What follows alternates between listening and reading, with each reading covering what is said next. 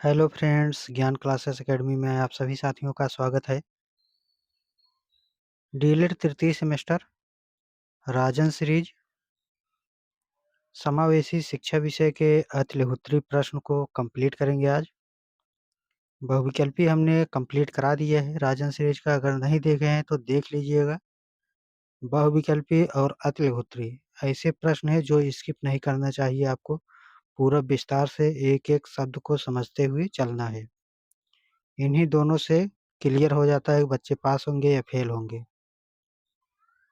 आइए हम लोग जो है स्टार्ट करते हैं अब पेपर को, और जितने भी क्वेश्चन दिए गए हैं सभी को क्लियर करते हैं। यहाँ पर पहला प्रश्न दिया गया है, पूछा गया है कि बुद्धि लब्धि से आप क्या समझते हैं, अथवा पूछा गया है कि बुद्धि लब्धि का सूत्र लिखिए, अथवा शैक्षिक उपलब्धि का सूत्र बताइए। तो उत्तर है मानसिक आयु तथा वास्तविक आयु के अनुपात में 100 से गुणा करने पर जो अंक प्राप्त होता है उसे बुद्धि लब्धि कहा जाता है। ठीक है, बुद्धि लब्धि जो बताया था, सिद्धांत दिया था, वो टर्मन ने दिया था, और टर्मन के अनुसार ही जो है ये फार्मूला दिया गया है और बताया गया है कि बुद्धि लब्धि बराबर मानसिक आयु बटा वास्तविक आयु गुणे 100। मानसिक आयु जो होगा उसको लेना है, और वास्तविक आयु जो रियल आयु होती है उसको लेना है। और मानसिक आयु जो होती है साथियों, ये टर्मन ने जो है अच्छे से चार्ट बना करके दिया है, जो कि 90 से 110 तक सामान्य होते हैं और 140 प्लस जो है उत्कृष्ट अर्थात प्रतिभाशाली विद्यार्थी आते हैं। ठीक है, तो ये फार्मूला रख करके आप जो है निकाल पाएंगे अच्छे से। चलिए आगे होगा अगर तो क्वेश्चन जरूर वहां पर सोल्व कराएंगे। दूसरा प्रश्न यहाँ पर दिया गया है, पूछा गया है सांकेतिक भाषा किसके लिए प्रयुक्त होती है। उत्तर है सांकेतिक भाषा गूंगे बहरों के लिए प्रयुक्त होती है। ठीक है, जो बोल नहीं पाते हैं, जो सुन नहीं पाते हैं, उनके लिए जो है सांकेतिक भाषा का इस्तेमाल किया जाता है। प्रश्न संख्या 3 है, संयुक्त राष्ट्र ने निःशक्त जन अधिकार की घोषणा कब की थी। उत्तर है संयुक्त राष्ट्र महासभा ने 9 दिसंबर 1975 को विकलांग व्यक्तियों के अधिकारों पर घोषणा की थी। प्रश्न संख्या 4 है, निर्देशन के दो उपकरण बताइए। तो पहला है साक्षात्कार, दूसरा है प्रश्नावली।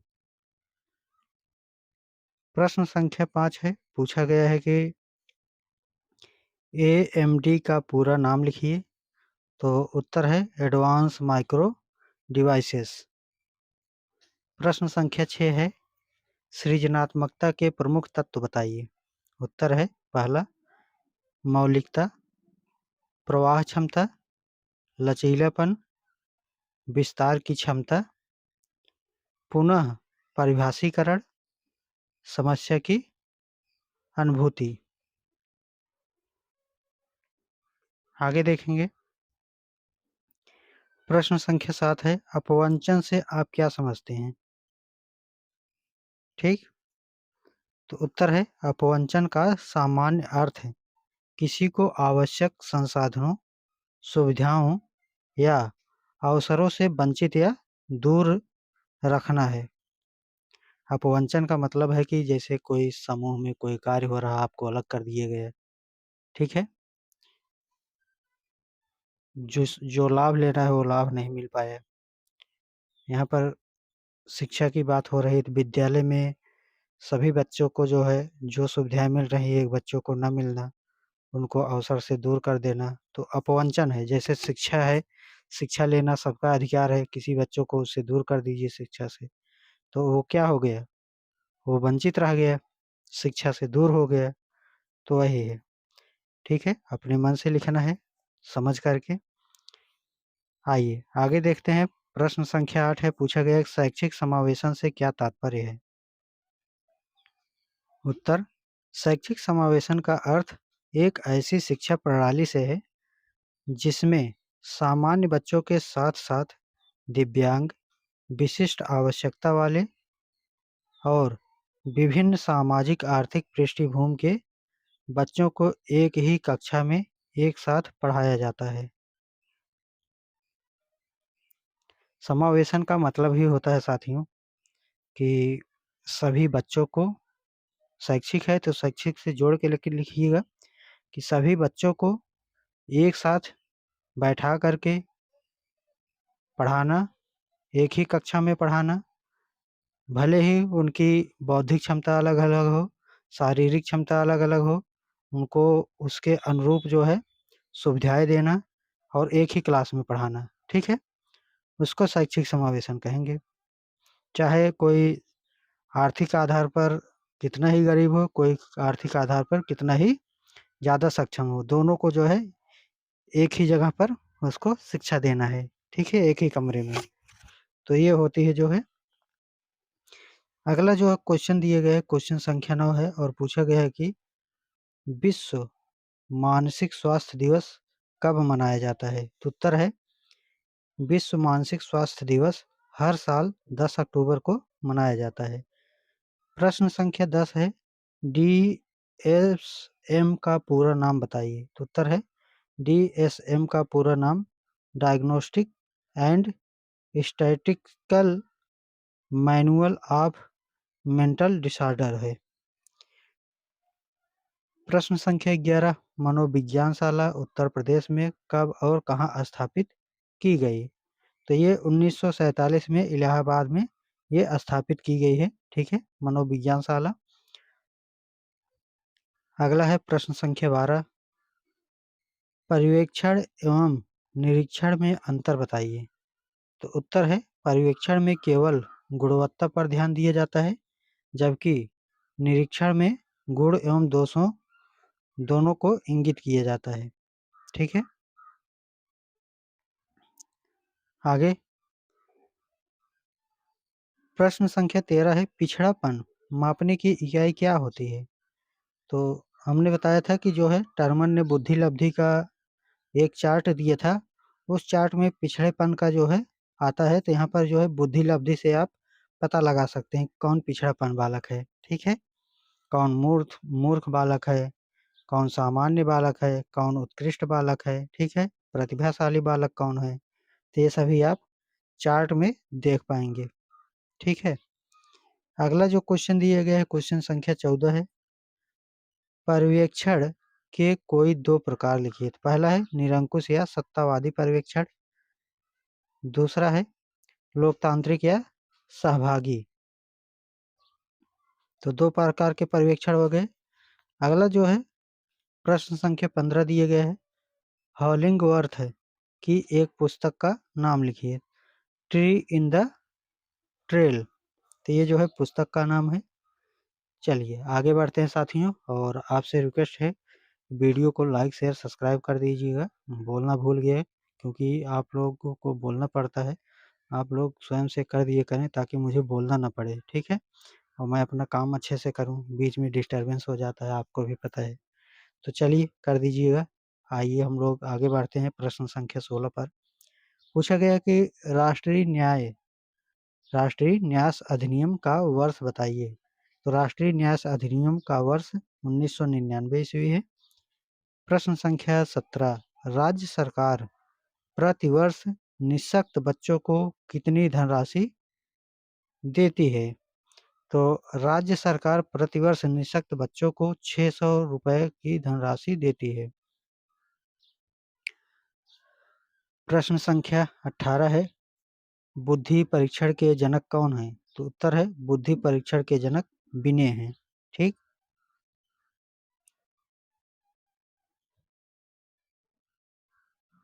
आइए प्रश्न संख्या 19 पूछा गया कि बुद्धि लब्धि सूत्र पूर्ण रूप से किसने दिए? तो ये जो है टर्मन ने दिया था, हमने पहले ही बता दिए। प्रश्न संख्या 20 है शाब्दिक सामूहिक परीक्षण का दूसरा नाम बताइए। तो शाब्दिक सामूहिक परीक्षण का दूसरा नाम जो है आर्मी अल्फा परीक्षण है। प्रश्न संख्या 21 है अशाब्दिक सामूहिक परीक्षण का दूसरा नाम बताइए। तो अशाब्दिक सामूहिक परीक्षण का दूसरा नाम आर्मी बीटा परीक्षण है। अगला जो है क्वेश्चन संख्या 22 दिए गए हैं और पूछा गया है कि बुद्धि परीक्षण बुद्धि लब्धि के आधार पर बालकों को कितने वर्गों में बांटा गया है? तो सामान्य बुद्धि, श्रेष्ठ बुद्धि, मंद बुद्धि में बांटा गया है। अगला जो है प्रश्न संख्या 23 है, पूछा गया है डॉक्टर जलोटा ने किस बुद्धि परीक्षण का निर्माण किए? तो डॉक्टर जलोटा ने सन 1951 में सामूहिक बुद्धि परीक्षण का निर्माण किया था। अगला जो है क्वेश्चन संख्या 24 दिया गया है, पूछा गया है कि परामर्श किसे कहते हैं? तो आप सभी जानते हैं परामर्श जो है किसी व्यक्ति से लिया जाता है ताकि जो है जो गलती हो रही है, जो समस्या हो रही है उसको पहचान किया जाए और सुधारा जाए, ठीक है?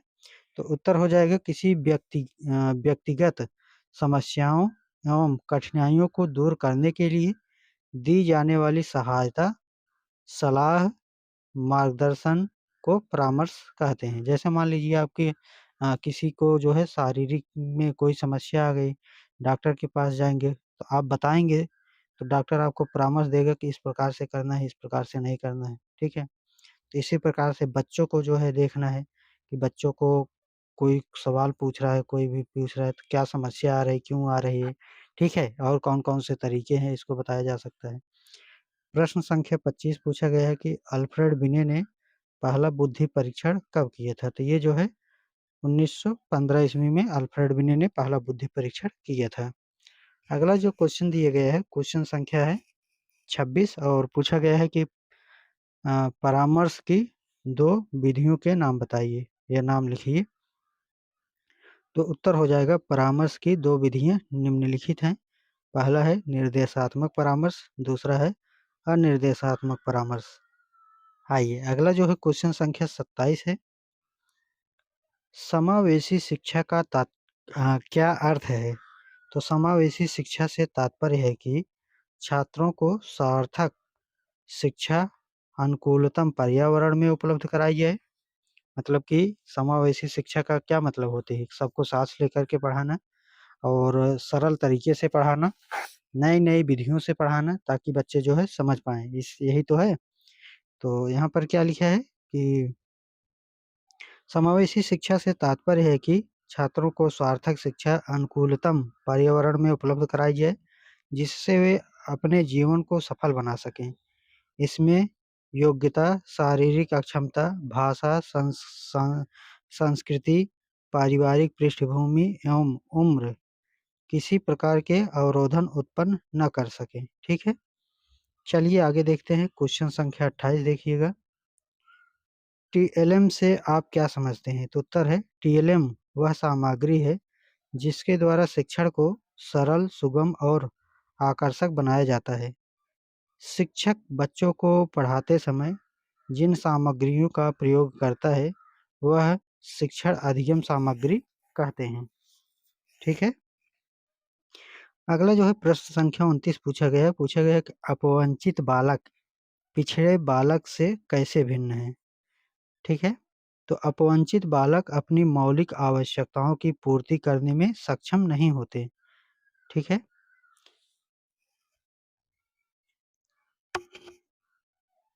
जबकि पिछड़े बालक अपनी मौलिक आवश्यकताओं की पूर्ति करने में समर्थ होते हैं। ठीक है? जैसे शिक्षा लेना है तो क्या होगा? जो अपवंचित बालक हैं, ये शिक्षा जो है नहीं ले पाते हैं, शिक्षा से दूर हो जाते हैं, ठीक है? कोई न कोई समस्या के कारण। जबकि जो पिछड़े बालक हैं, इनको जो है मौलिक आवश्यकताएँ जैसे कि पढ़ना अधिकार है तो आसानी से जो है पढ़ सकते हैं, ठीक है? प्रश्न संख्या 30 है, श्रवण विकृति से क्या तात्पर्य है? तो उत्तर है ऐसे बालक जो ठीक प्रकार से सुन नहीं सकते हैं, उनके सुनने में कोई न कोई खराबी होती है, उसे श्रवण विकृति कहा जाता है।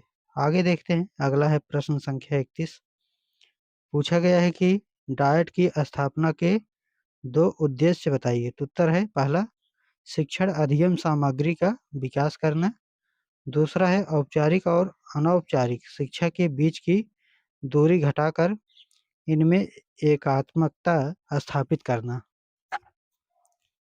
प्रश्न संख्या 32 है, निदान शब्द से आप क्या समझते हैं? तो उत्तर है, बालक जब अध्ययन करते हैं तो उन्हें कई समस्याओं का सामना करना पड़ता है। उन समस्याओं का पता लगाने के लिए जो परीक्षण प्रयोग किए जाते हैं, उनको निदान कहा जाता है। निदान में समस्या का पता लगाते हैं। प्रश्न संख्या 33 है, हकलाने से क्या तात्पर्य है? हकलाना मतलब तुतलाना जिसको बोलते हैं, वाणी में जो है दोष आ जाता है, ठीक है? तो उसी को जो है हकलाना कहते हैं। तो आइए देख लेते हैं। उत्तर है, हकलाना एक वाणी दोष है, ठीक है? परंतु 1000 बालकों में से केवल 8 या 10 बालक ही इस समस्या से पीड़ित होते हैं। मतलब 1000 में 8 या 10 बालक ऐसे निकल जाते हैं जिनका जो है बोलते समय तुतलाहट जो है आ जाती है, ठीक है? इस प्रकार की समस्या में बालक शब्दों को बोलते समय रुक जाते हैं। कभी-कभी वह बोलते समय उलझन सी महसूस करते हैं, जैसे आँखें बंद करके बोलना, शरीर के अंगों को हिला-हिला करके बोलना। यह मानव वाक शक्ति में एक प्रकार की बाधा है, ठीक है? मतलब बोलने के लिए जो है जब बोलेंगे आप, वाक मतलब क्या है? बोलना ना, तो बोलेंगे तो वहाँ पर बाधा उत्पन्न होती है, ठीक है? प्रश्न संख्या 34 है, परामर्शदाता के 2 गुण बताइए। तो पहला है, परामर्शदाता परामर्श प्रार्थी को अपना निर्णय लेने में उसकी मदद करता है, ठीक है? परामर्शदाता मतलब जो परामर्श दे रहा है और जो परामर्श ले रहा है उसमें मदद करते हैं। दूसरा है, परामर्शदाता परामर्श प्रार्थी के लिए ऐसा वातावरण बनाता है जिसमें परामर्श प्रार्थी अपनी समस्या पर खुलकर चर्चा करते हैं, ठीक है? उदाहरण वही है, जैसे डॉक्टर से कोई परामर्श लिया जाए, तो खुल कर के आप बताएँगे, ठीक है? और उस पर निदान भी होगा, अच्छे से बताएँगे। प्रश्न संख्या 35 है, पिछड़े बालक की 2 विशेषताएँ बताइए। तो पिछड़े बालक की 2 विशेषताएँ बताइए। पहला है, पिछड़े बालक की शारीरिक और मानसिक विशेषताएँ सामान्य बालकों से भिन्न होती हैं। अगला है, दूसरा पॉइंट पूछा गया है कि पिछड़े बालकों में मौलिकता नहीं होती।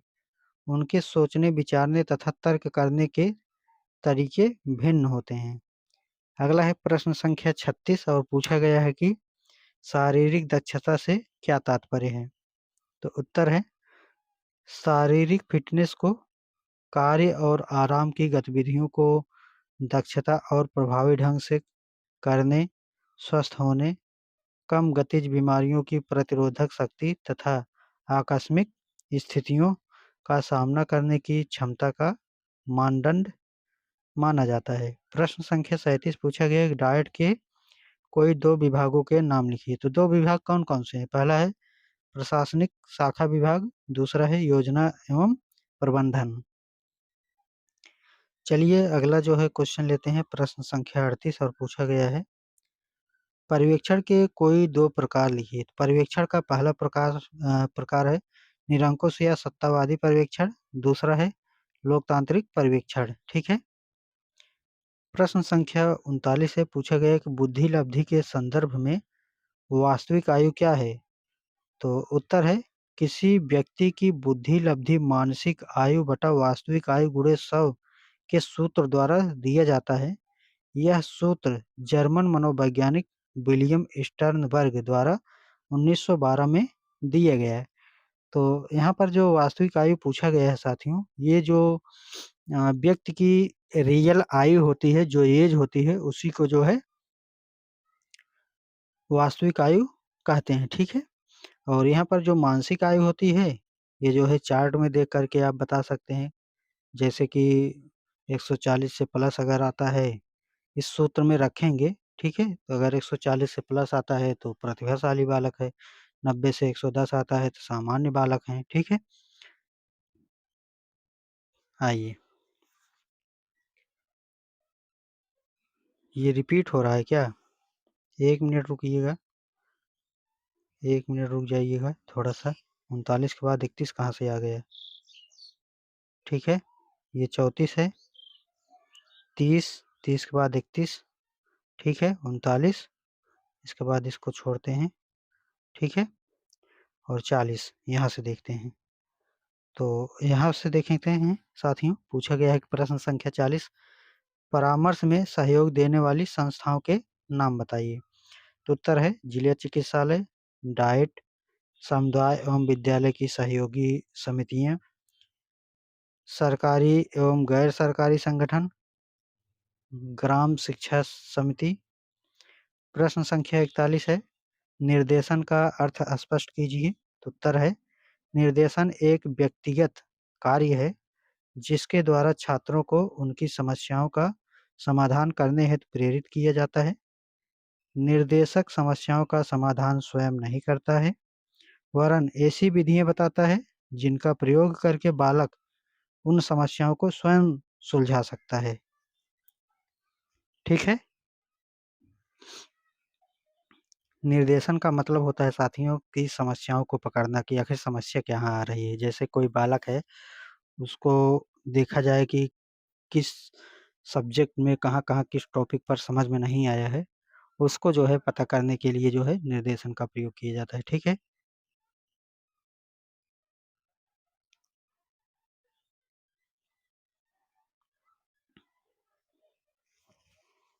चलिए अगला देखते हैं। प्रश्न संख्या 42 है। पूछा गया है कि बुद्धि परीक्षण कितने प्रकार के होते हैं। तो बुद्धि परीक्षण जो है 2 प्रकार के होते हैं। पहला है व्यक्तिगत बुद्धि परीक्षण, दूसरा है सामूहिक परीक्षण। प्रश्न संख्या 43 है। शिक्षक प्रशिक्षुओं को प्रशिक्षण अवधि में समावेशी शिक्षा पर आधारित प्रशिक्षण के 2 उद्देश्य लिखिए। तो पहला है वे समावेशी बालकों की क्षमताओं, रुचियों एवं समस्याओं से परिचित हो सकें। दूसरा है वे समावेशी बालक के प्रति धैर्यशील हो सकें। ठीक है।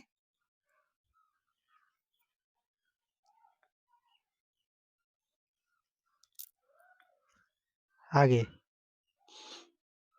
प्रश्न संख्या 44 है। पूछा गया कि निर्देशन एवं परामर्श किन दृष्टिकोणों से आवश्यक है। तो उत्तर है निर्देशन एवं परामर्श बालकों के भविष्य का मार्ग प्रदर्शित करने एवं बालक में निर्णय लेने की क्षमता विकसित करने में आवश्यक है। अगला जो क्वेश्चन है पूछा गया है प्रश्न संख्या 45 परामर्श के क्या उद्देश्य हैं। तो परामर्श के उद्देश्य यहाँ पर बताना है। तो उत्तर है व्यक्ति को उनके व्यवहार या अभिवृत्तियों में परिवर्तन लाने हेतु सहायता करना परामर्श कहलाता है। ठीक है। आगे है प्रश्न संख्या 46 डीजीपी का पूरा नाम लिखते हुए इनका आशय स्पष्ट कीजिए। तो डिजिटल गाइडेंस साइकोलॉजी। प्रश्न संख्या 47 है पर्यवेक्षण क्यों आवश्यक है स्पष्ट कीजिए। तो उत्तर है विद्यालय की गतिविधियों का मूल्यांकन करने में एवं अध्यापकों की कार्यकुशलता बढ़ाने के लिए पर्यवेक्षण आवश्यक है। ठीक है। प्रश्न संख्या 48 है अन्वेषण विधि की खोज किसने की। तो अन्वेषण विधि की खोज जो है प्रोफेसर H.E. आर्मस्ट्रांग ने की थी। ठीक है। प्रश्न संख्या 49 है 50 से 60 बुद्धि लब्धि वाले बच्चों को किस श्रेणी में रखा जाता है। तो उनको जो है मूर्ख की श्रेणी में रखा जाता है। ठीक है। अगर आईक्यू जो है 50 से 60 के बीच में आ रही है तो जो है उनको मूर्ख की श्रेणी में रखा जाएगा। ठीक है। प्रश्न संख्या 50 है वाणी बधित बच्चे कौन होते हैं। ऐसे बालक ऐसे बालकों को जो वाक विकलांग कहा जाता है।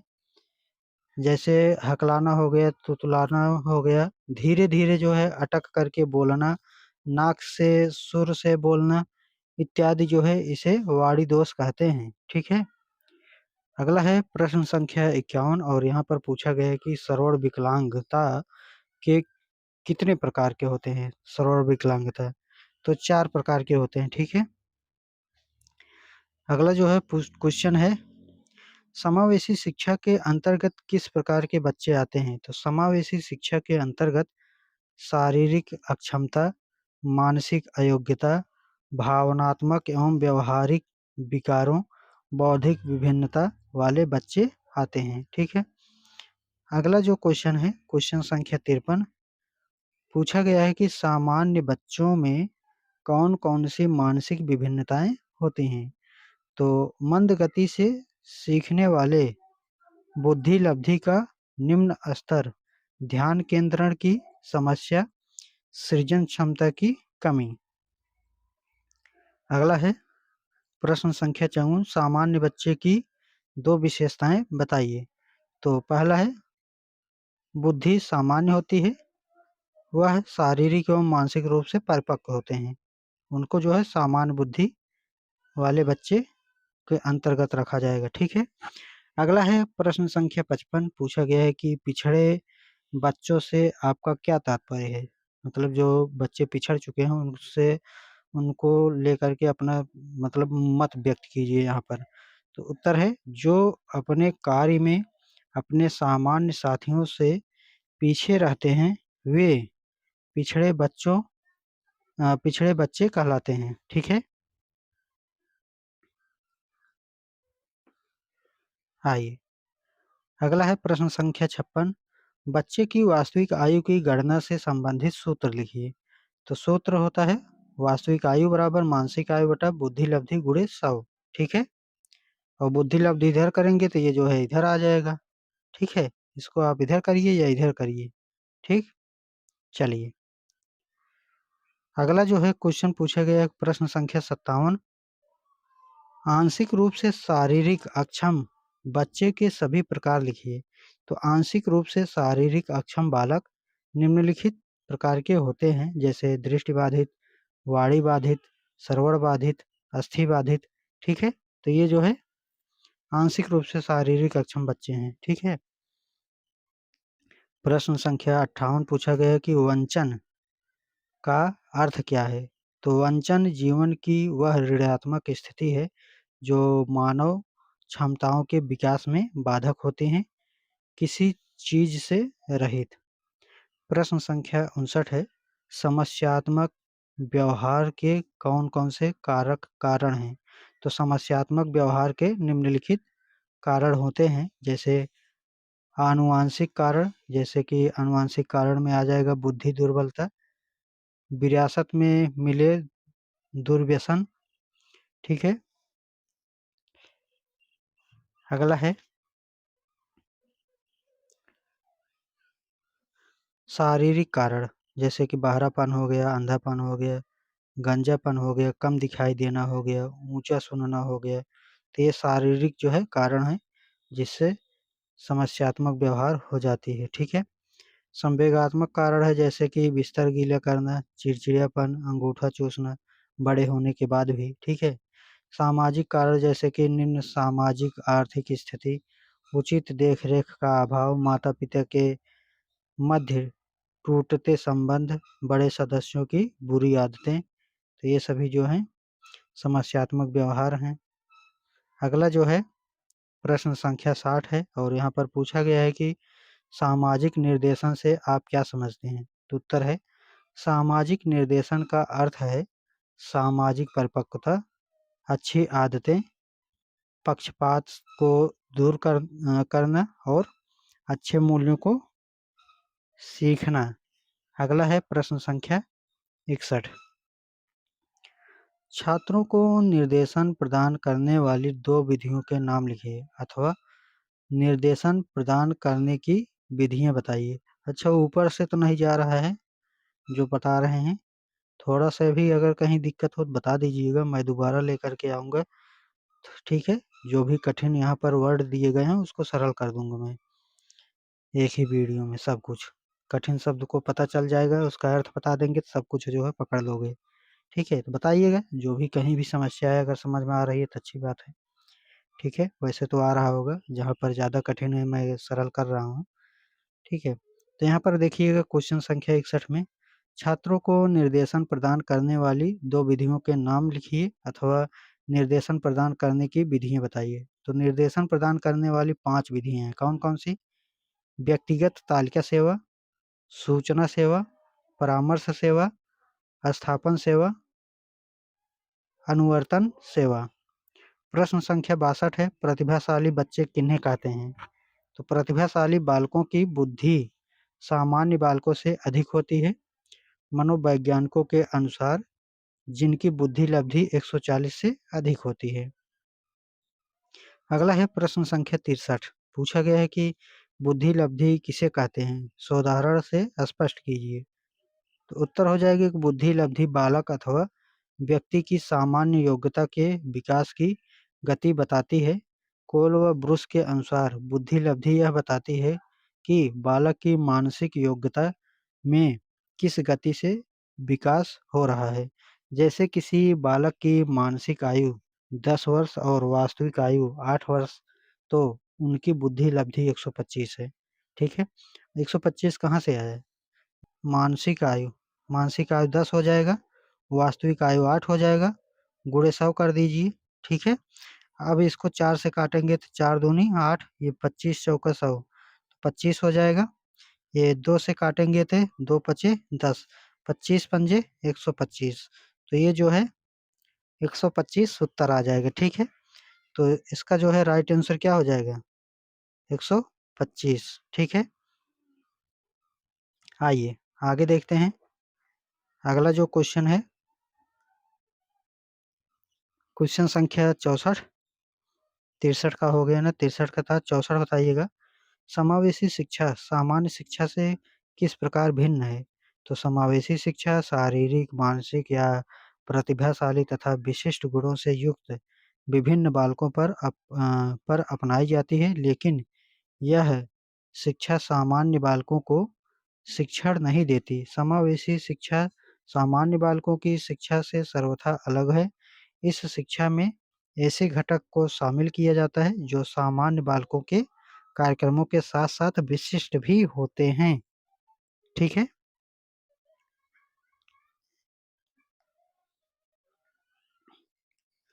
आइए आगे बढ़ते हैं। वीडियो को पॉज़ करके एक बार पढ़ लीजिएगा। अगला है प्रश्न संख्या 65।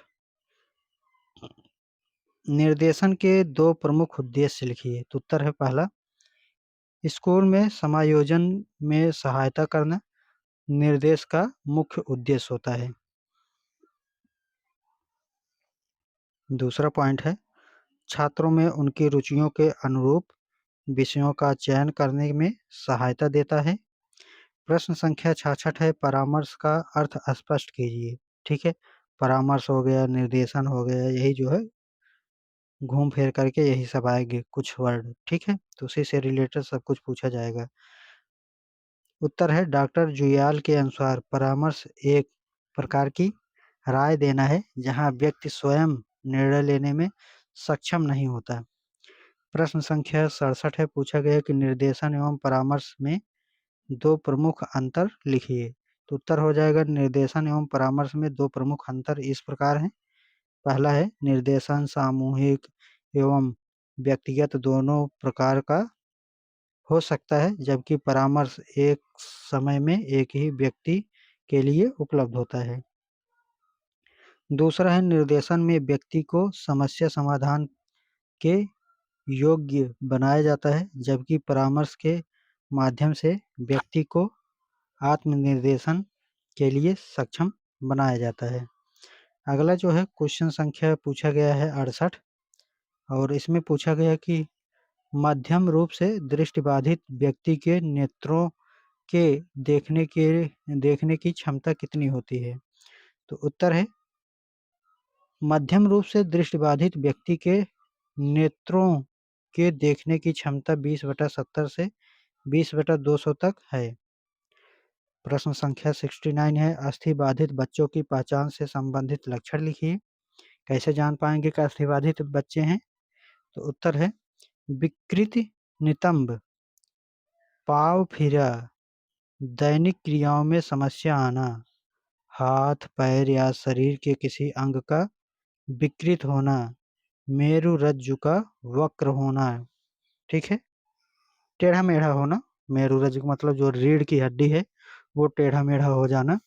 ठीक है, अस्थिबाधित मतलब हड्डियों से संबंधित है कि कोई न कोई जो है शरीर में विकृति आ जाती है। ठीक है, तो इससे कुछ न कुछ जो है विकृति आएगी तो समस्या आना ही है, ठीक है। अगला जो है क्वेश्चन संख्या 70 है, पूछा गया है कि असुविधा संपन्न समूह के अंतर्गत किस समूह के बच्चे आते हैं? उत्तर है अनाथ, श्रमिक, निर्धन आदि के बच्चे। अगला बताइएगा साथियों, देखिएगा सभी लोग ध्यान से, ठीक है। प्रश्न संख्या 71 पूछा गया है कि अपवंचित बालकों से क्या अभिप्राय है? ये क्वेश्चन रिपीट हो रहा है, ठीक है। अपवंचित बालक वे बालक हैं जिन्हें वे सुविधाएं न मिल रही हो जो उन्हें मिलनी चाहिए, जैसे शिक्षा का अधिकार है 6 वर्ष से 14 वर्ष तक के बालक को निःशुल्क शिक्षा देना, लेकिन अगर वो ले ही ना पा रहा हो, शिक्षा ही ना ले पा रहा हो, घर की स्थिति इतनी कंडीशन है कि कोई भेज ही ना रहा हो, ठीक है, स्कूल को, घर पर रहो अपना, देखते रहो किसी को, ठीक है, छोटा बच्चा है तो उसको देखते रहो, ठीक है, तो ये सभी जो है काम में लगा देते हैं और जा नहीं पाते हैं, तो अपवंचित बालक हो गए, ठीक है।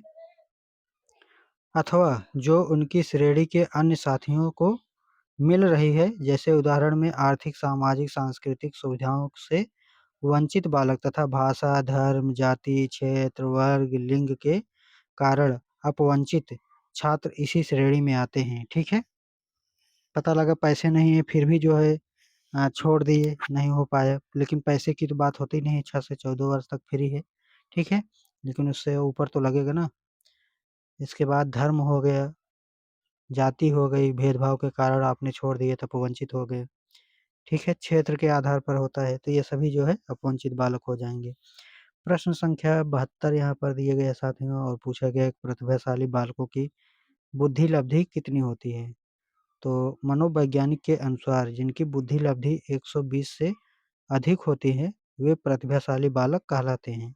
कुछ बालकों की बुद्धि लब्धि 180 से 190 तक होती है, यह हो सकती है।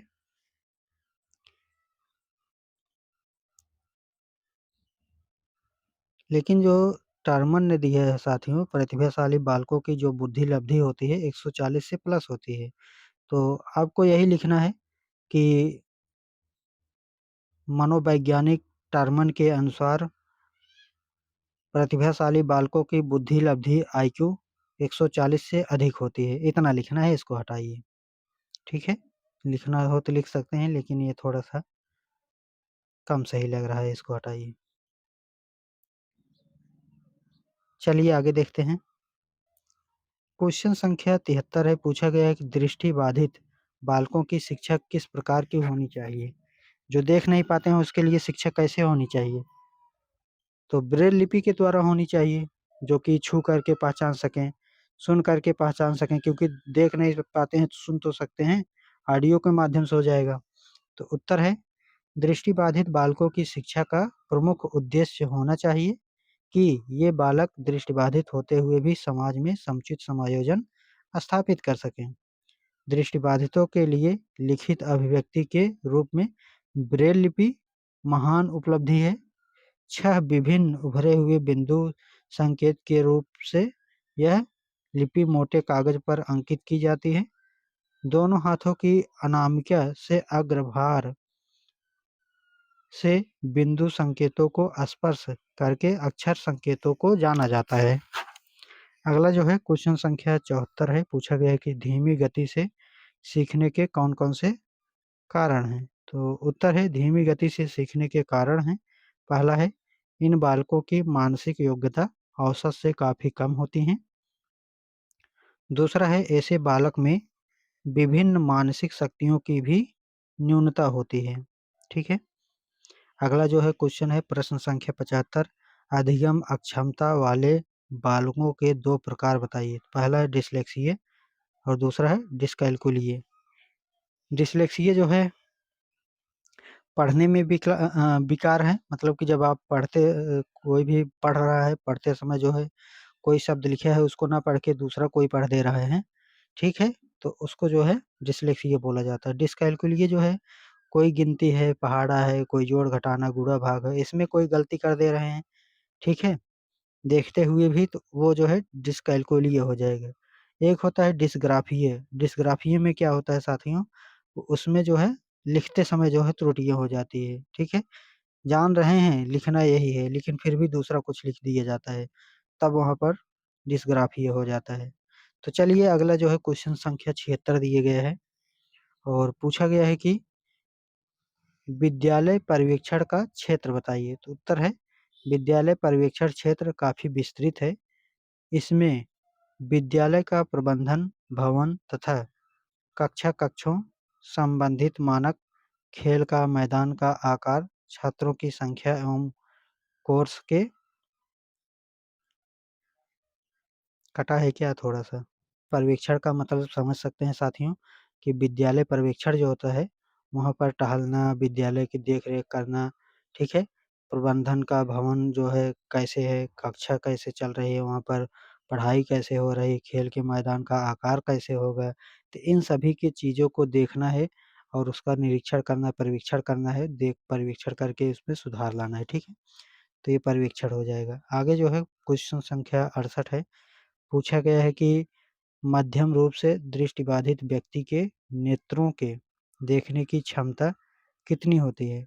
तो मध्यम रूप से दृष्टिबाधित व्यक्ति के नेत्र देखने की क्षमता 20/70 से 20/200 तक है।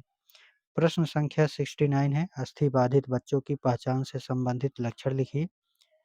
तो अस्थिबाधित ये जो है क्वेश्चन फिर रिपीट हो रहा है क्या? 1 मिनट रुकिएगा, 1 मिनट रुकिएगा। क्वेश्चन संख्या 38 68 पर कहाँ से आ गया?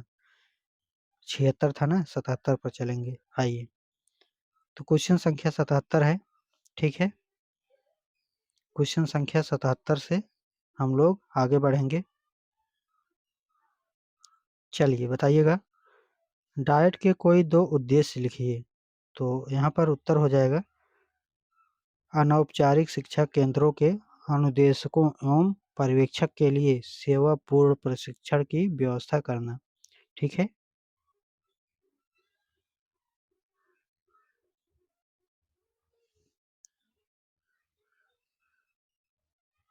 मतलब जो शिक्षक होते हैं, डाइट पर जाते हैं, अपना वहाँ से प्रशिक्षण भी लेते हैं, ठीक है?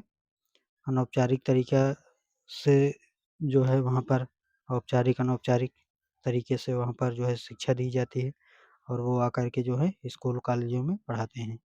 अगला जो है दूसरा पॉइंट दिखाया गया है कि शिक्षक प्रशिक्षण संस्थानों को निर्देश देता है। तो जो शिक्षण प्रशिक्षण संस्थान हैं, डाइट उनको निर्देश देता है किस प्रकार से क्या कार्य करना है, कैसे पढ़ाना है, ठीक है? तो देख-रेख में होता है डाइट के। प्रश्न संख्या 78 है, पूछा गया कि निरीक्षण प्रणाली में सुधार के कोई 2 सुझाव दीजिए। तो पहला है निरीक्षण सतत होना चाहिए, मतलब निरीक्षण जो है सतत होना चाहिए। सतत का मतलब है कि लगातार होनी चाहिए, जैसे हफ्ते में कर लीजिए या रोज़ कर लीजिए, ठीक है? 10 दिन, 15 दिन में कर लीजिए। ऐसा नहीं हो कि लास्ट में जो है पता लगा 4-6 महीने, 8 महीने में एक बार करो, तो ये नहीं है, ठीक है? अगला है क्वेश्चन संख्या 78, पूछा गया कि निरीक्षण प्रणाली में सुधार के कोई 2 सुझाव दीजिए। तो पहला है यहाँ पर निरीक्षण सतत होना चाहिए। दूसरा है निरीक्षण केवल बाह्य रूप में ना हो, बल्कि आंतरिक स्थितियों का भी होना चाहिए, ठीक है? मतलब कि स्वयं को सुधारने के लिए अपना खुद निरीक्षण कीजिए कि जो है कितना पढ़े हैं, अपना आकलन कीजिए, ठीक है? एक प्रकार का। देखिए, समझिए अपने आप को, खुद को। प्रश्न संख्या 79 है, विशिष्ट बालकों की 2 उद्देश्य बताइए। तो उत्तर है विशिष्ट बालकों की प्रमुख विशेषता है कि वे कक्षा के सामान्य स्तर के बालकों के साथ समायोजित नहीं हो पाते।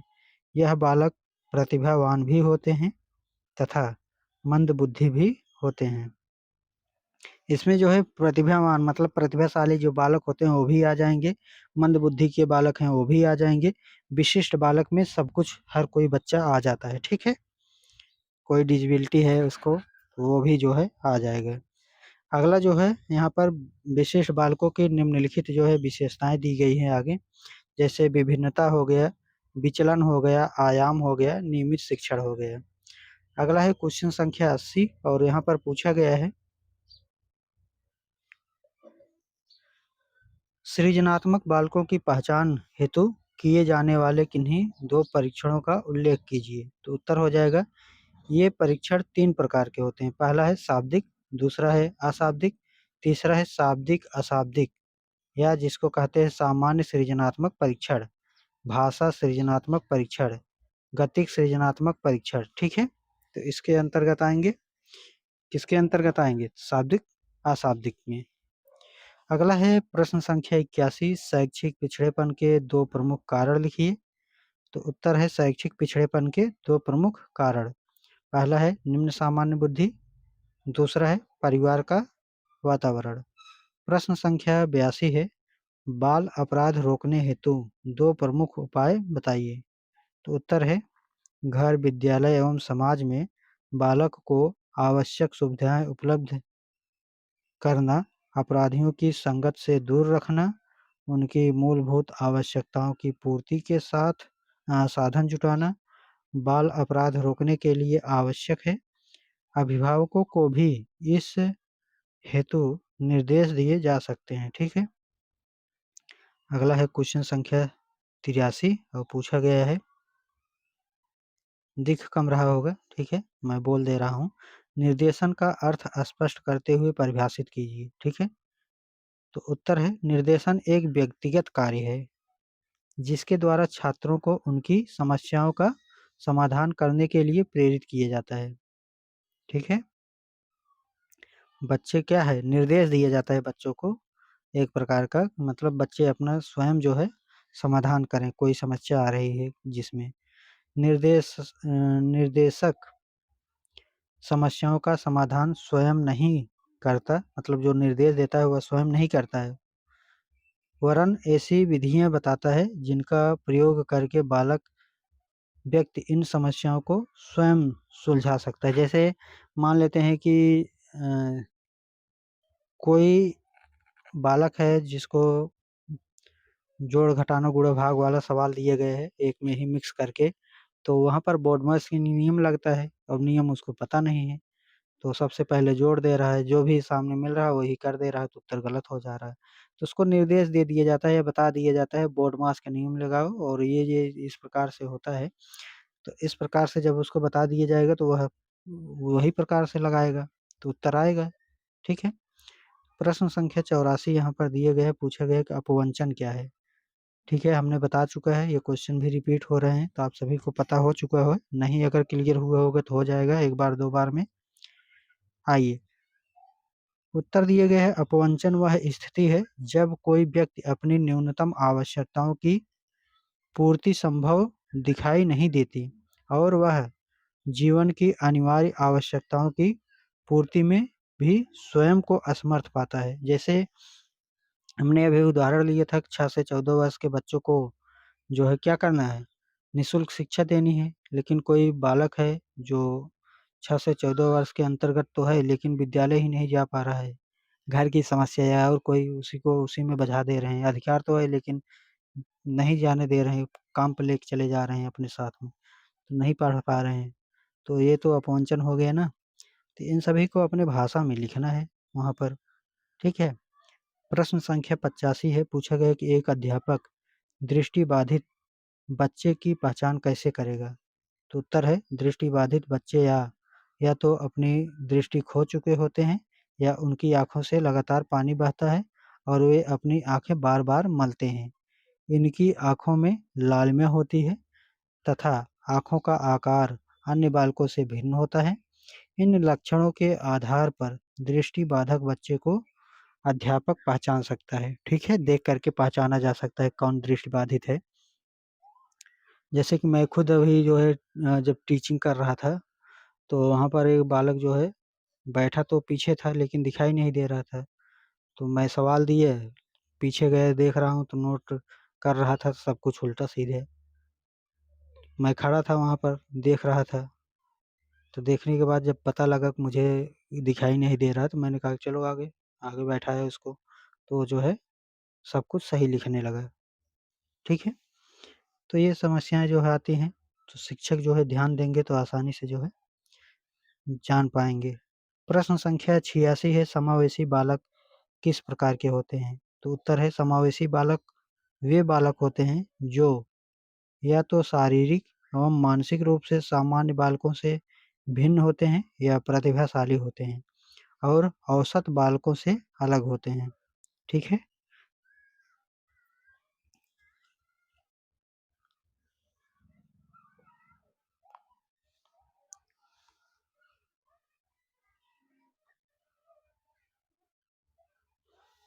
समावेशी बालक में मतलब कि जो है सभी बालक एक में ही जो है बैठा करके पढ़ाया जाता है, समावेशी बालक में। समावेशी में मतलब है कि कोई भी अगर विकलांग है, दिव्यांग है, मतलब कि कोई भी प्रकार की कोई समस्या है, सब बालक को एक ही क्लासरूम में बैठाना है, उसी में शिक्षा देना है। समावेशी का यही अर्थ है, किसी को अलग नहीं किया जा सकता है, ठीक है? किसी भी आधार पर अलग नहीं करना है, एक में ही बैठा के पढ़ाना है, समावेशी वही है, ठीक है? प्रश्न संख्या 87 है, योग्य परामर्शदाता द्वारा किसी दूसरे व्यक्ति को दी जाने वाली सहायता निर्देशन कहलाती है। यह परिभाषा किसने दी है? क्रो एंड क्रो ने दी है। प्रश्न संख्या 88 है, शैक्षिक रूप से पिछड़ेपन को कितने भागों में बाँट सकते हैं? तो शैक्षिक रूप से पिछड़ेपन को 2 भागों में बाँट सकते हैं। पहला है सामान्य पिछड़ापन, दूसरा है विशिष्ट पिछड़ापन। प्रश्न संख्या 89 है, पूछा गया है कि आंशिक रूप से अक्षम बालकों को कितने भागों में बाँटा जा सकता है? तो आंशिक रूप से अक्षम बच्चों को 4 भागों में बाँटा गया है। पहला है दृष्टिबाधित, दूसरा है श्रवण बाधित, तीसरा है वाक अर्थात बोलने वाला दोष, ठीक? चौथा है अस्थि बाधित मतलब हड्डियों से रिलेटेड शरीर में कोई प्रकार की, ठीक है? जैसे हड्डियों का वक्र होना, टेढ़ा हो जाना, रीढ़ की हड्डियों का, ठीक है? प्रश्न संख्या 90 है, पूछा गया है कि डाइट का पूरा नाम लिखिए, इम्पोर्टेंट क्वेश्चन है। तो जिला शिक्षा प्रशिक्षण संस्थान, इसको इंग्लिश में कहते हैं district institution of education and training. प्रश्न संख्या 91 है, किन्हीं 2 व्यक्तिगत बुद्धि परीक्षण के नाम लिखिए। तो उत्तर हो जाएगा पहला बुद्धि परीक्षण, दूसरा है योग्यता परीक्षण। प्रश्न संख्या 92 है, भारत सरकार द्वारा मानसिक स्वास्थ्य अधिनियम कब पारित किए गए? तो उत्तर है भारत सरकार द्वारा मानसिक स्वास्थ्य अधिनियम 7 अप्रैल 2017 को पारित किए गए थे। अगला है क्वेश्चन संख्या 93 और यहाँ पर पूछा गया है परामर्श में सहयोग देने वाली 2 संस्थाओं के नाम लिखिए। तो डायट, जिला चिकित्सालय, मनोविज्ञानशाला, ठीक? प्रश्न संख्या 94 है, भाषा कौशल का सही क्रम बताइए। तो उत्तर है सामान्य रूप से सर्वमान्य भाषा कौशल विकास क्रम है। जैसे सुनना, बोलना, पढ़ना, लिखना, इसको जो है सुबोपली कह सकते हैं, ठीक है? सुबोपली, इसको जो है शॉर्टकट में सु से सुनना हो गया, बो से बोलना हो गया, प से पढ़ना हो गया, ली से लिखना हो गया। तो सुबोपली जो है शॉर्टकट में याद कर सकते हैं। अगला जो है क्वेश्चन संख्या 95 है, पूछा गया है कि एन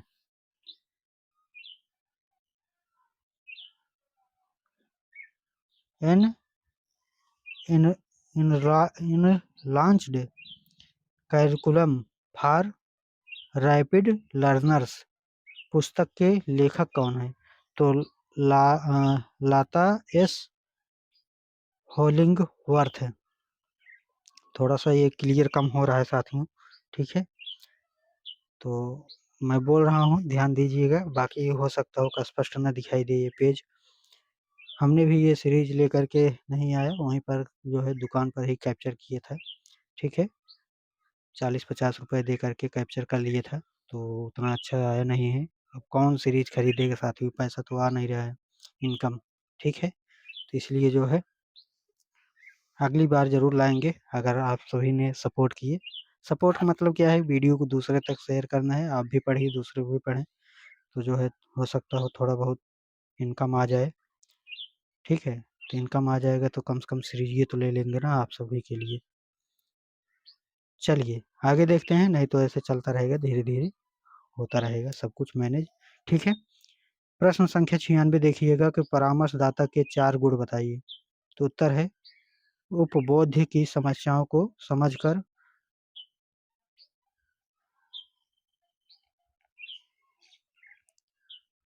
ऊपरी मुबित दिलाने में मदद करती चाहिए। खुद नहीं समझ में आ रहा है। चलिए दूसरा पॉइंट देखते हैं।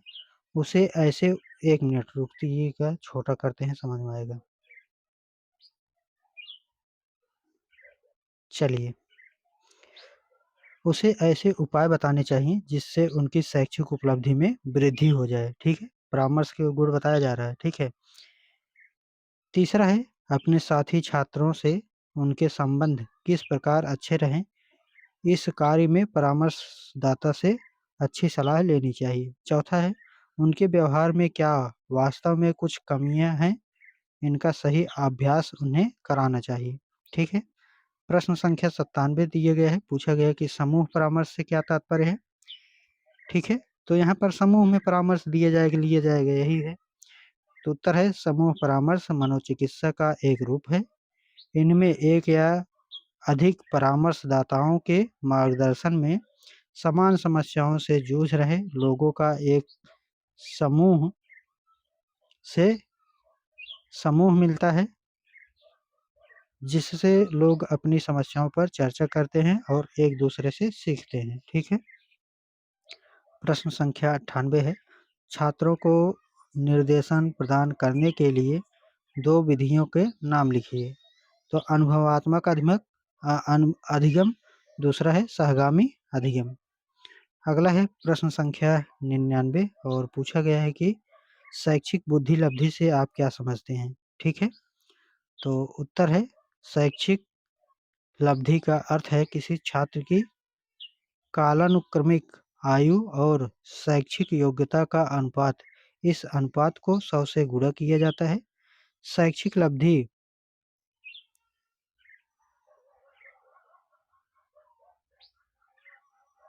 शैक्षिक लब्धि उस उम्र को बताती है जिस पर छात्र आमतौर पर एक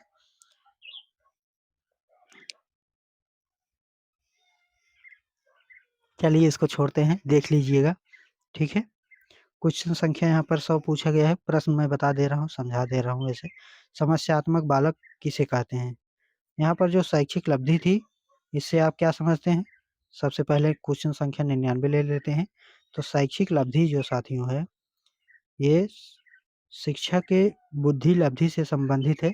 आप जो बुद्धि लब्धि होती है, जो आईक्यू होती है, जो टर्मन ने दिया था, उसको कैसे आप जांच पड़ताल कर पाएंगे कि कितना जो है किसका आईक्यू है, किसका नहीं है। तो इसको लिखना है और आगे लिख देना है कि आईक्यू बराबर वास्तविक आय, मानसिक आयु बटा वास्तविक आयु गुणे 100। इसको कर दीजिएगा, लिख दीजिएगा, इतना काफी है। ठीक है, वही चीज लिखा गया कि इसमें 100 से गुणा किया जाता है वास्तविक आयु मानसिक आयु में। ठीक है, प्रश्न संख्या 100 पूछा गया कि समस्यात्मक बालक किसे कहते हैं। तो आप समस्यात्मक बालक जानते हैं, जो बालक चोरी करे, झूठ बोले, ठीक है, वे बालक जो है समस्यात्मक बालक हो जाते हैं। कहना ना मानना, ये भी जो है समस्यात्मक है। तो समस्यात्मक बालक वे होते हैं जिनका व्यवहार गंभीर रूप से असाधारण होता है, जैसे कि चोरी करना, झूठ बोलना, ये सभी।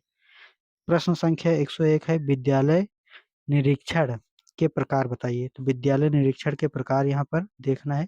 तो निम्न प्रकार के होते हैं, जैसे सामान्य या पूर्ण निरीक्षण, दूसरा है आंशिक निरीक्षण, तीसरा है अनुवर्ती निरीक्षण और चौथा है सहभागी निरीक्षण, पांचवा है असहभागी निरीक्षण, छठवां है सरल अथवा अनियमित निरीक्षण।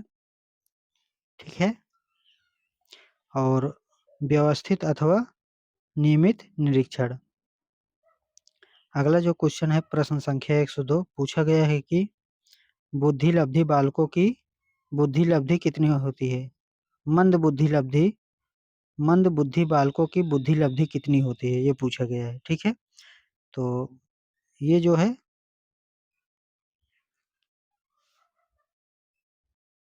मंद बुद्धि बालक जो है 25 से लेकर के 70 के बीच के अंतर्गत आ जाएंगे। ठीक है, अगला जो है क्वेश्चन संख्या देखिएगा, क्वेश्चन संख्या 103। आइए यहाँ से स्पष्ट हो गया है। ठीक है, तो 103 में पूछा गया है कि एजुकेशनल एंड वोकेशनल गाइडेंस का लेखक बताइए। तो ये जो है H.K. कोचर हैं। ठीक है, प्रश्न संख्या 104 है। पूछा गया है कि सामान्य बच्चों की बुद्धि लब्धि कितनी होती है? तो सामान्य बच्चों की बुद्धि लब्धि 90 से 110 तक होती है। प्रश्न संख्या 105 है, प्रतिभाशाली बच्चों की बुद्धि लब्धि कितनी होती है?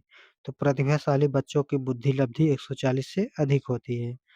प्रश्न संख्या 106 है, पर्यवेक्षण का क्या अर्थ है? तो पर्यवेक्षण में विद्यालय की गतिविधियों का मूल्यांकन किया जाता है। उनकी सहायता से अध्यापकों की कार्यकुशलता को बढ़ाया जाता है। पर्यवेक्षण द्वारा शिक्षण अधिगम प्रक्रिया में सुधार लाया जाता है। वही चीज़ जो पीछे हमने बता चुका है, वही ये रिपीट कर रहा है, ठीक है क्वेश्चन। तो आप जो है इसको तो आसानी से लगा पाएँगे, कर पाएँगे? कर पाएँगे कि नहीं कर पाएँगे अच्छे से बताइएगा कमेंट में। ठीक है, हमने बताया था ना पीछे कि विद्यालय में जो है गतिविधियों का मूल्यांकन किया जाता है, मतलब कि देखा जाता है कि कहाँ पर कौन से टीचर सही से पढ़ा रहे हैं, कौन से नहीं पढ़ा रहे हैं, क्या कमियाँ आ रही हैं, टीएलएम सही से है कि नहीं सही है, क्लासरूम सही से है कि नहीं सही है। तो ये सभी जो है देख कर के पता लगाया जाता है और अधिगम अच्छे तरीके से हो पाए उसमें सुधार किया जाता है। प्रश्न संख्या 107 देखिएगा, निदान एवं उपचार को समझाइए। तो निदान क्या होता है? निदान का मतलब होता है कि किसी भी बालक की पहचान करिए, देखिए कि कौन-सा बालक को किसमें, किस चैप्टर में कितना समझ में आया और कौन-कौन से नहीं समझ में आया। जब इसको आप जान लेंगे, तब जो है आप उसका उपचार करेंगे। तब आप बताएँगे कि देखिए, ये चैप्टर जो है इस प्रकार से हल होगा, ये क्वेश्चन इस प्रकार से सॉल्व होगा, ठीक है? तो ये जो है निदान एवं उपचार है। तो उत्तर हो जाएगा, निदान में समस्या का पता लगाते हैं, तो उपचार में समस्या का समाधान करते हैं। ठीक? प्रश्न संख्या 108 है, शिक्षण एवं निर्देशन में अंतर लिखिए। तो उत्तर है, शिक्षण एक प्रक्रिया है, शिक्षा प्रदान करने की। ठीक? शिक्षण क्या है?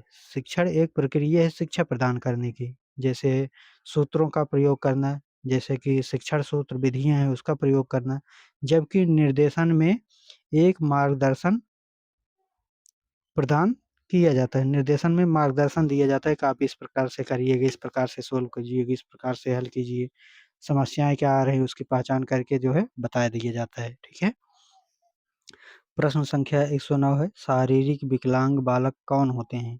तो ऐसे बच्चे जो अस्थिबाधित, ठीक, दृष्टिबाधित, श्रवण बाधित अथवा मूक बधिर होते हैं, शारीरिक विकलांग बालक कहलाते हैं। अस्थिबाधित मतलब कि हड्डियों से मान लीजिए कोई हड्डी टूट गई है, फ्रैक्चर हो गई है या बचपन से ही वैसे है, ठीक है?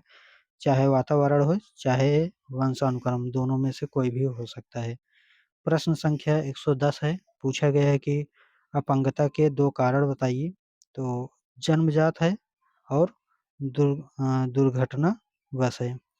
और प्रश्न संख्या 111 है, पूछा गया है कि समावेशी शिक्षा का सूक्ष्म आशय बताइए। तो समावेशी शिक्षा का सूक्ष्म आशय शिक्षा की सार्वभौमिकता से है, ठीक है? अगला है प्रश्न संख्या 112, पूछा गया है कि आवाज़ की समस्या का दोष क्या है? तो आवाज़ की समस्या वह होती है जब एक व्यक्ति को यह समझ नहीं आता कि किन परिस्थितियों में ऊँचा बोलना चाहिए, किन परिस्थितियों में नीचा बोलना चाहिए। मतलब कि जो सुर होती है बोलने की, पढ़ाते समय या कुछ भी करते समय, कहाँ पर आवाज़ तेज़ रखना है, कहाँ पर धीम बोलना है। प्रश्न संख्या 113 यहाँ पर दिए गए हैं, पूछा गया है कि शैक्षिक रूप से पिछड़े बच्चों की परिभाषा सिरिल बर्ट के अनुसार लिखें। तो पिछड़े बच्चे वे कहलाते हैं जिनकी शैक्षिक बुद्धि लब्धि या शिक्षा में जो अंक है वो 85 से कम होता है, ठीक है? प्रश्न संख्या 114 है, पूछा गया है कि पिछड़े बच्चों से आप क्या समझते हैं? तो पिछड़े बच्चे अर्थात ये सैनेल जो हैं, सैनेल के अनुसार यहाँ पर बताया गया है कि पिछड़ा हुआ बच्चा वह है जो अपनी आयु के अन्य बच्चों की तुलना में अत्यधिक शैक्षिक दुर्बलता को प्रदर्शित करता है, ठीक है? प्रदर्शित करे, उसको जो है पिछड़े बच्चे की श्रेणी में रखते हैं। तो अगला जो क्वेश्चन यहाँ पर दिए गए हैं प्रश्न संख्या 115 और यहाँ पर पूछा गया है कि पिछड़े बच्चे की विशेषता बताइए, ठीक है? तो पिछड़े बच्चे की यहाँ पर विशेषता बताना है। तो यहाँ पर उत्तर हो जाएगा अथवा बालकों की 2 विशेषता बताना है जो पिछड़े बालक हैं। तो पहला है पिछड़े बच्चों की बुद्धि लब्धि सामान्य या औसत से कम होती है। ठीक है? सामान्य का मतलब है कि जो 90 से 110 होती है तो 90 से कम हो जाती है। तो उसको पिछड़े बालक से जोड़ा जाएगा, ठीक है? पिछड़े बच्चों का अधिगम स्तर मंद होता है, ठीक है? पिछड़े बच्चों का व्यवहार असमायोजित होते हैं। पिछड़े बच्चे की जीवन में निराशा का अनुभव अधिक करते हैं, ठीक है? अगला जो है क्वेश्चन संख्या 116 है, यहाँ पर पूछा गया है कि पिछड़े बालकों की शिक्षा व्यवस्था कैसी होनी चाहिए? तो उत्तर है पिछड़े बालकों के लिए विद्यालय का वातावरण भयमुक्त होना चाहिए, बच्चा को जो है डराना नहीं चाहिए, ठीक है? मारना नहीं चाहिए, पीटना नहीं चाहिए, उनको जो है अच्छे से पेश आना चाहिए उनके सामने ताकि जो है वो डरे नहीं और कोई क्वेश्चन हो तो पूछ सकें। पिछड़े बालकों के मानसिक योग्यता के लिए पाठ्यक्रम को तय करना चाहिए, ठीक है? क्योंकि पिछड़े बालक हैं अगर उनकी पाठ्यक्रम वही लेवल पढ़ाया जाएगा तो जो है हो सकता हो ना समझ में आए, तो उनके अनुरूप पढ़ाया जाना चाहिए। प्रश्न संख्या 117 है, वंचना से आपका क्या अभिप्राय है? ठीक है? तो वंचना एक सामाजिक आर्थिक संप्रत्यय है। वंचना की अवधारणा व्यक्ति की असुविधाओं एवं अभाव की ओर संकेत करती है। ठीक है? प्रश्न संख्या 118 है, समस्यात्मक बच्चे से क्या अभिप्राय है? तो वैलेंटाइन ने क्या कहा है समस्यात्मक बच्चे? तो समस्यात्मक बच्चे वे बच्चे हैं जिनके व्यवहार तथा व्यक्तित्व इस सीमा तक असामान्य होते हैं कि वे घर, विद्यालय तथा समाज में समस्याओं के जनक बन जाते हैं। अगला जो है क्वेश्चन संख्या 119 है, पूछा गया है कि क्या पूछा गया है? निर्देशन शब्द से आप क्या समझते हैं? तो निर्देशन अर्थात गाइडेंस शब्द का हिंदी में रूपांतरण है और इसका सामान्य अर्थ मदद करने के लिए किया जाता है। जोन्स के शब्दों में निर्देशन का अर्थ है प्रदर्शन करना, इंगित करना, सूचित करना तथा पथ प्रदर्शन करना। इसका अर्थ सहायता देने से अधिक है, ठीक है? इसका जो अर्थ है गाइडेंस का मतलब ही होता है सहायता देना, मतलब कि दूसरों को जागरूक करना। जागरूक का मतलब वही है कि कोई न कोई किसी चीज़ में जानकारी देना। प्रश्न संख्या 120 यहाँ पर पूछा गया है कि परामर्श की परिभाषा दीजिए। ठीक है? तो उत्तर है मायर्स के अनुसार परामर्श का तात्पर्य है 2 व्यक्तियों का संपर्क जिसमें एक व्यक्ति को किसी प्रकार की सहायता दी जाती है। प्रश्न संख्या 121 है, मनोविज्ञानशाला कहाँ स्थित है? तो मनोविज्ञानशाला उत्तर प्रदेश के इलाहाबाद में स्थित है। ये क्वेश्चन रिपीट हुए हैं। प्रश्न संख्या 122 है, मनोविज्ञानशाला उत्तर प्रदेश इलाहाबाद की स्थापना किसने की थी? तो इस शाला की स्थापना जो है आचार्य नरेंद्र देव ने की थी। अगला है प्रश्न संख्या 123, पूछा गया है मनोविज्ञानशाला उत्तर प्रदेश इलाहाबाद का संस्था प्रमुख क्या कहलाता है? पदेन निर्देशक। प्रश्न संख्या 124 है, मनोविज्ञानशाला उत्तर प्रदेश इलाहाबाद के संचालन हेतु कितने पद सृजित हैं? तो मनोविज्ञानशाला उत्तर प्रदेश इलाहाबाद के संचालन हेतु 2 पद सृजित हैं। प्रश्न संख्या 125 है, जिला चिकित्सालय की विशेषज्ञ समिति का नेतृत्व कौन करता है? तो मुख्य चिकित्सा अधिकारी सीएमओ। ठीक है? प्रश्न संख्या 126 है, पूछा गया है कि विशिष्ट आवश्यकता वाले बच्चों से क्या अभिप्राय है? ठीक है? तो उत्तर हो जाएगा जो बच्चे सामान्य बच्चे से भिन्न होते हैं, वे विशिष्ट बच्चे कहलाते हैं। विशिष्ट बच्चे के अंतर्गत शारीरिक रूप से अक्षम, प्रतिभाशाली, मंदबुद्धि, शैक्षिक रूप से पिछड़े आदि प्रकार के बच्चे आते हैं। ठीक है? मतलब कि सामान्य बच्चे नहीं होने चाहिए, उससे भिन्न होने चाहिए। चाहे वो बहुत ज़्यादा तेज़ हो, चाहे वह बहुत ज़्यादा धीम हो। ठीक है? मंदबुद्धि हो। प्रश्न संख्या 127, शैक्षिक रूप से पिछड़ेपन या मंदता का कारण बताइए। तो शारीरिक कारण है, मानसिक कारण है, विद्यालय का कारण है, पारिवारिक कारण है। प्रश्न संख्या 128 है, पिछड़ेपन या मंदता के निवारण के उपाय बताइए। तो विद्यार्थियों के लिए उनकी योग्यताओं के अनुकूल पाठ्यक्रम बनाया जाए। दूसरा है परामर्श समय पर बल दिया जाए। अगला जो क्वेश्चन है प्रश्न संख्या 129, समावेशी शिक्षा का उद्देश्य बताइए। तो पहला पॉइंट है यहाँ पर, विशिष्ट बच्चों के आत्मनिर्भर बनाकर उन्हें समाज की मुख्य धारा से जोड़ना। दूसरा है बच्चों में विशिष्ट बच्चों की पहचान कर उनमें छिपी हुई कमजोरी को दूर करना। तीसरा है लोकतांत्रिक मूल्यों के उद्देश्यों को प्राप्त करना। चौथा है जागरूकता की भावना का विकास करना। प्रश्न संख्या 130 से पूछा गया कि समावेशी शिक्षा का अधिनियम वर्ष बताइए। तो समावेशी शिक्षा का अधिनियम वर्ष 1995 है। प्रश्न संख्या 131 है, नेशनल ट्रस्ट एक्ट कब स्थापित हुआ पूछा गया है। तो नेशनल ट्रस्ट एक्ट 1999 में स्थापित हुआ। ठीक, आइए प्रश्न संख्या 132 लेते हैं और यहाँ पर पूछा गया है, भारतीय संविधान की किस धारा के तहत अनुसूचित जाति और अनुसूचित जनजाति के बच्चों के लिए शिक्षा मुहैया कराए जाने का प्रावधान है। तो धारा 15 का 4 में, धारा 45 तथा धारा 46 के तहत। प्रश्न संख्या 133 है, समावेशी शिक्षा का महत्व या आवश्यकता बताइए। तो समावेशी शिक्षा द्वारा विशिष्ट बच्चों के अंदर छिपी हुई प्रतिभा को निखारा जाता है। दूसरा है समावेशी शिक्षा के द्वारा बच्चों को आत्मनिर्भर बनाया जाता है। तीसरा है समावेशी शिक्षा के द्वारा बच्चों में जागरूकता की भावना का विकास किया जाता है।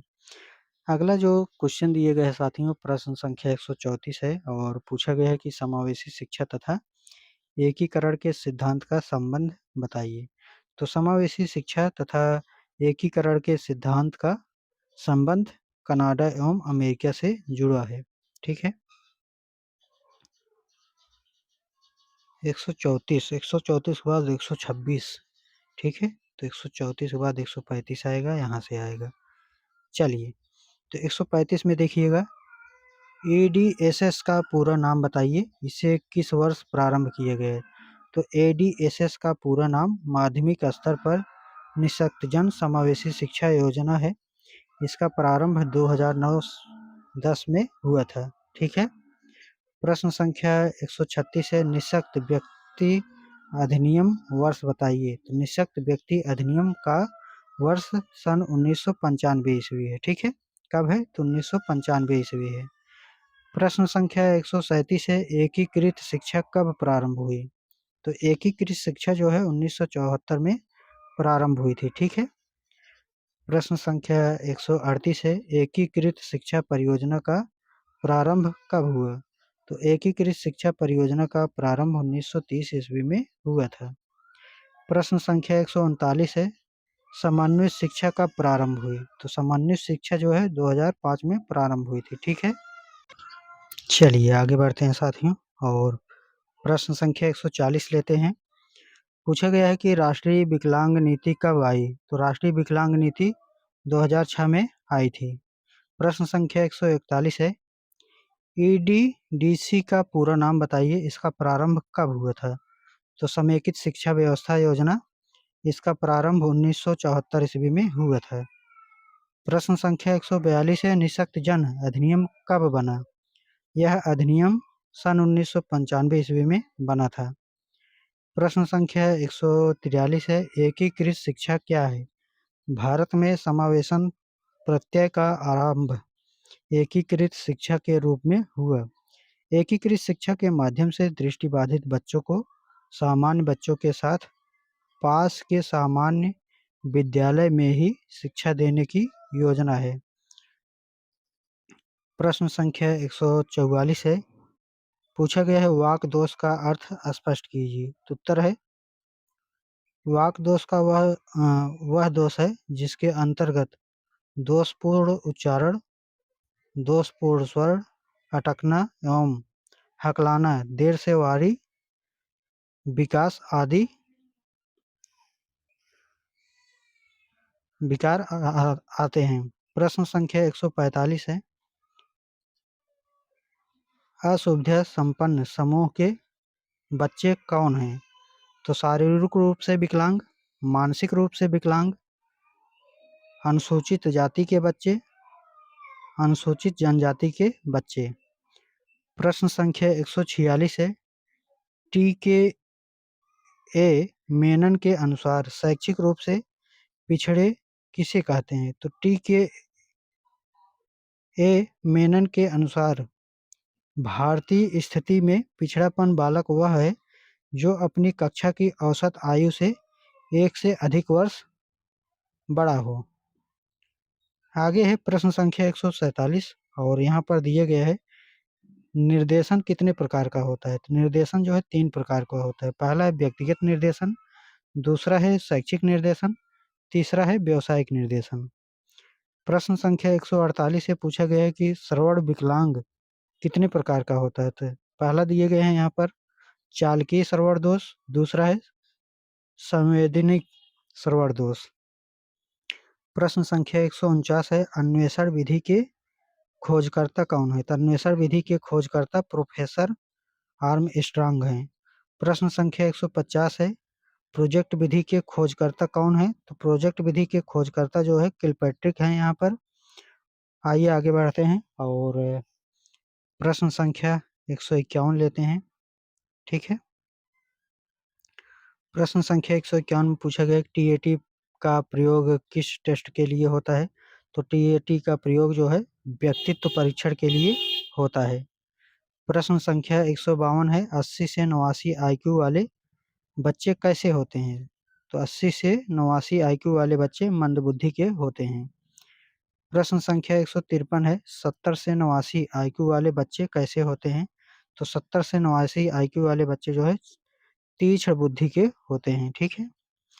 आगे बढ़ेंगे और अगला जो क्वेश्चन है यहाँ पर क्वेश्चन संख्या 154 और पूछा गया है 50 से 69 आईक्यू वाले बच्चे कैसे होते हैं? तो 50 से 89 यहाँ पर लिखा जो आईक्यू है वे जो बच्चे हैं अल्प बुद्धि के अंतर्गत आते हैं, ठीक है। प्रश्न संख्या 155 है, बाल अपराध के कोई 2 कारण लिखिए। तो पहला है विघटित परिवार, दूसरा है गरीबी। प्रश्न संख्या 156 यहाँ पर दिए गए हैं। साथियों वीडियो को लाइक शेयर सब्सक्राइब कर दीजिएगा, ठीक है। जल्दी से कर दीजिएगा अगर अभी तक नहीं किया है। प्रश्न संख्या 156 पूछा गया मंदबुद्धि बालकों का प्रकार है। तो मंदबुद्धि बालक 3 प्रकार के होते हैं। पहला है जड़ बुद्धि, दूसरा है हीन बुद्धि, तीसरा है मूढ़ बुद्धि। प्रश्न संख्या 157 है, सामूहिक बुद्धि परीक्षण की विशेषता बताइए। तो सामूहिक बुद्धि परीक्षण शाब्दिक तथा अशाब्दिक दोनों होते हैं, ठीक है। तो ये जो है अतिलघुत्तरीय प्रश्न कंप्लीट हो चुका है, ठीक है। मैथ बचा हुआ है साथियों, उसको भी हम जो है प्रयास करेंगे जल्दी करा दें, ठीक है। और हम केवल जो है अतिलघुत्तरीय अतिलघुत्तरीय बहुविकल्पी यही 2 कराएंगे।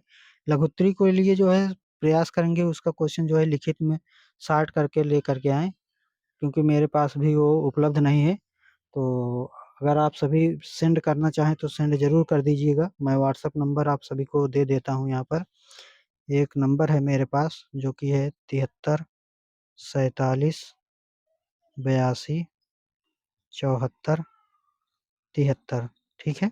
ये व्हाट्सएप नंबर है, आप इस पर जो है हमको जो है सेंड कर सकते हैं। और प्रथम सेमेस्टर के अगर हैं तो न्यू है अगर आपके पास तो आप भी जो है पीडीएफ बना करके सेंड कर सकते हैं या वैसे भी सेंड कर सकते हैं, ठीक है।